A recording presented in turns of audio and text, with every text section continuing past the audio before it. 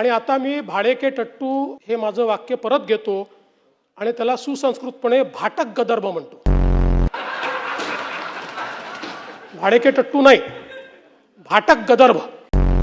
आणि जर कोणाला समजलं नसेल तर मग सुपारीबाज.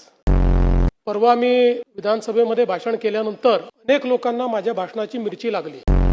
खोट्या बातम्या पेरणं, अफवा पसरवणं हा महाराष्ट्राचा अपमान आहे. पण मी बोलता बोलता त्या ठिकाणी हिंदीमध्ये बोललो, भाड़े के टट्टू जिनको कुत्ता नहीं पहुंचता वो आजकल सोशल मीडिया पर आकर सबको गाली देते हैं, मुख्यमंत्री को भी गाली देते हैं. ऐसे कुछ भाड़े के टट्टे इस मिसिंग लिंक के बारे में भी पैसा ले लेकर सोशल मीडिया पर लिख रहे थे. उनको भी कह देना चाहता हूं, अगर महाराष्ट्र का अपमान करोगे छोडूंगा नहीं.